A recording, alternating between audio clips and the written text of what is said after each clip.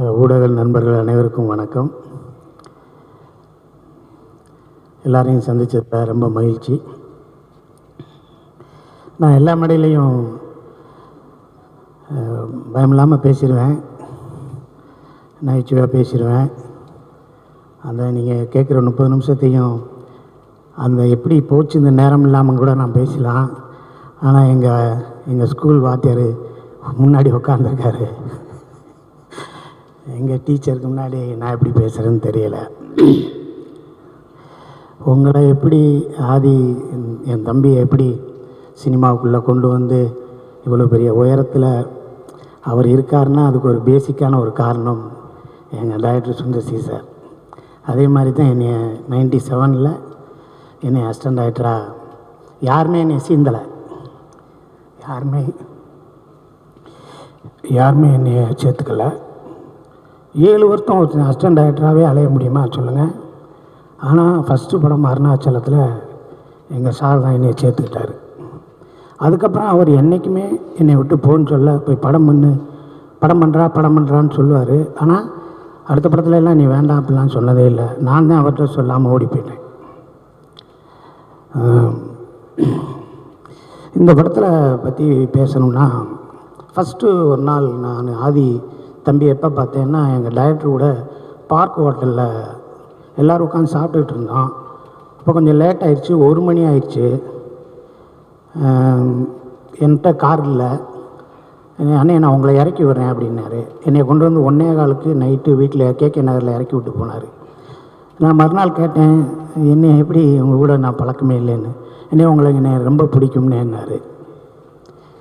இவர் ஃபஸ்ட்டு என்கிட்ட சொல்லும்போது, அண்ணே என்னோடய படத்துலேருந்து நீங்கள் இருக்கணும்னு நான் எல்லா டைரக்டர்கிட்டையும் சொன்னேன்னே, ப்ரொடியூசர்கிட்ட சொன்னேன்னே, எல்லாத்துலேயும் சொன்னேன். அவங்க டேட் இல்லைம்பாங்க, அந்த கேரக்டர் இவர் சின்ன கேரக்டராக இருக்கும்பாங்க.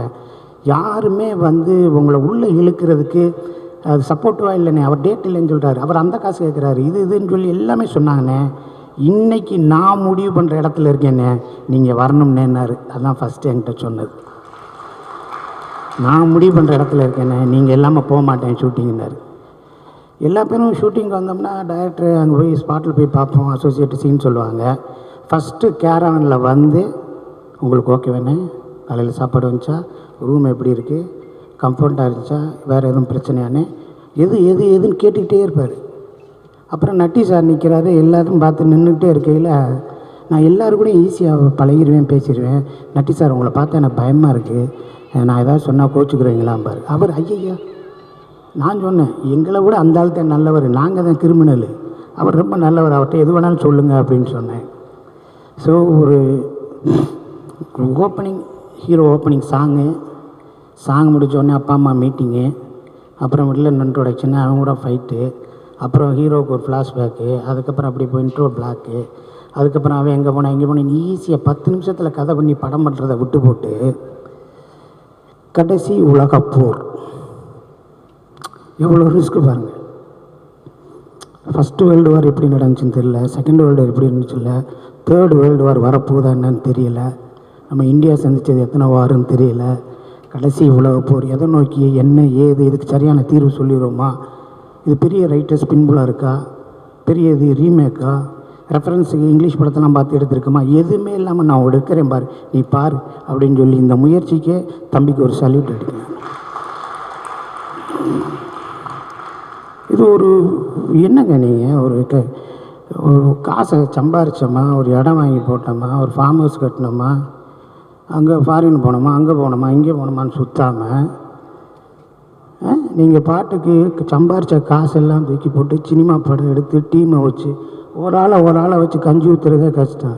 நீங்கள் உங்கள் ஒரே பயங்கரமான கூட்டமாக வச்சுக்கிட்டு அவ்வளோ பேர்த்தையும் அரவணைச்சு போகிறதுன்னா சும்மா சாதாரண காரியமா? அந்த ஒரு எண்ணம் உங்களை வாழ வைக்கும். கண்டிப்பாக அந்த சினிமா உங்களை விடவே விட. I love you sir. நான் ஃபஸ்ட்டு டே ஷூட்டிங் போனேன், கான்செப்டில் நடிங்கன்னாரு. ஒரு 1/2 மணி நேரம் உட்காந்து பேசுவோம்னேன்னாரு. அண்ணனுக்கு நாமத்தை போடுங்கன்னாரு. நான் சொன்னேன், இப்போ தான் அரண்மனை 4ல் சுந்தர்சி சார் கூட நான் நாமம் போட்டு போலீஸாக நடித்தேன்னே. அப்படியானே, சென்டிமெண்ட்டு சூப்பராக இருக்கும், போடுங்க நாமத்தண்டார். அப்புறமேலு அந்த படத்தை கடவுள் நம்பிக்கையுள்ள ஒரு போலீஸாக நடிக்கிறேன் என்ன, இதுலேயும் அதே தானே, அப்படியே வைங்கன்னாரு. என்ன அது சொன்னார்னா கரெக்டாக இருக்கும்ண்ணே, பேசாமங்கண்ணே, நல்லா இருக்கும்ண்ணே அப்படின்னாரு. அவங்களுக்கு ரிசம்பிளன்ஸு அது வேணும்ண்ணே, வாங்கண்ணே அப்படின்னு கூப்பிட்டு போனார். ஒரு டைலாக்கை சொல்லிவிட்டு இது ஓகேவா இல்லை, அது ரைட்ண்ணே அம்பார். படம் நடந்துக்கிட்டு இருக்குங்க உடுமலைப்பேட்டையில். நான் குமரவேல், குமரன் அண்ணன், கல்யாண் சார், நட்டி சார் எல்லாம் ரூமில் உட்காந்து வேலைக்கெல்லாம் போயிட்டுருக்கோம். 15 நாள் உச்சபட்ச வெயில். தம்பிக்கு அம்மா போட்டுருச்சு, தெரியுமா அவங்களுக்கு? தம்பிக்கு அம்மா போட்டுருச்சு, உடம்பு சரியில்லை. காலையில் ஷூட்டிங்கிறாரு. நான்லாம் போய் கையை காலை பிடிச்சிட்டேன். தம்பி நீ வீட்டுக்கு போ, ஷூட்டிங்கை பிரேக் பண்ணு, உடம்பை பாரு. இல்லைண்ணே உங்கள் டேட்லாம் கிடைக்காதுண்ணே, காம்பினேஷன். நீ கூப்பிடா, நான் வரேன். யார் வரமாட்டான்னு சொல்லு, நான் ஃபோன் பண்ணுறேன். இந்த படத்தை கூட வேறு படம், இந்த படத்தில் போய் நம்ம கிழிக்க போகிறோம். நான் சொல்கிறேன், தம்பி உடம்பை பாரு. நீ இருந்தால் தானே எல்லாமே நடக்கும். நீ தானே கேப்டனு. சரின்னு சொன்னேன். அதுக்கப்புறம் மறுநாள் சரி கிளம்பி போகலாம்ட்டு ஊர்லேருந்து வந்தார். அதுக்கப்புறம் டைரக்டரை நான் பார்க்கும்போது டைரக்டருக்கே நான் தான் சொன்னேன், தம்பிக்கு உடம்பு சரியில்லை சார்னு. என்னடா அது சொல்லவே இல்லையா அப்படின்னு சொன்னார். ஸோ இவ்வளவு அர்ப்பணிப்பு இருக்கிற ஒரு ஆள் கண்டிப்பாக சினிமாவில் இருக்க நம்ம அவரை கைவிடக்கூடாது. அவருக்கு மேக்சிமம் நம்ம என்னென்ன ஒத்துழைப்பு பண்ணணுமோ அந்த தம்பிக்கு பண்ணால் தான் அந்த தம்பி மற்றவங்களுக்கு பண்ண முடியும். இந்த தம்பி உங்களோட எஃபோர்ட்டு, உங்களோட திறமை எல்லாமே இந்த படத்தில் போட்டிருக்கீங்க. இதுதான் ஃபஸ்ட்டு. இது ஒன்றும் இல்லை, நம்ம டைரக்டரே வந்துட்டார், அவர் தொடங்கி வச்சுருக்காரு. அதுக்கப்புறம் வருஷத்துக்கு 2 படம் பண்ணுங்கள், நல்ல படமாக பண்ணுங்கள், நிறையா செலக்டிவாக பண்ணுங்கள். உங்களை நேசிக்கிறதுக்கு நிறையா பேர் இருக்கும். ஓகே, கடைசி உலகப் போர் வெற்றியை நோக்கி இருக்கும். எல்லோரும் சப்போர்ட் பண்ணுங்கள். ஊடக நண்பர்கள் அனைவரும் ஒரு இளையவருக்கு செய்கிற சப்போர்ட்டு தான் நம்ம சினிமாவுக்கு, தமிழ் சினிமாவுக்கு செய்ய போகிற மிகப்பெரிய சப்போர்ட். அனைவருக்கும் வாழ்த்துக்கள். எங்கள் டைரக்டருக்கும் வாழ்த்துக்கள் சொல்லி முடிச்சுக்கிறேன் சார். நன்றி சார்.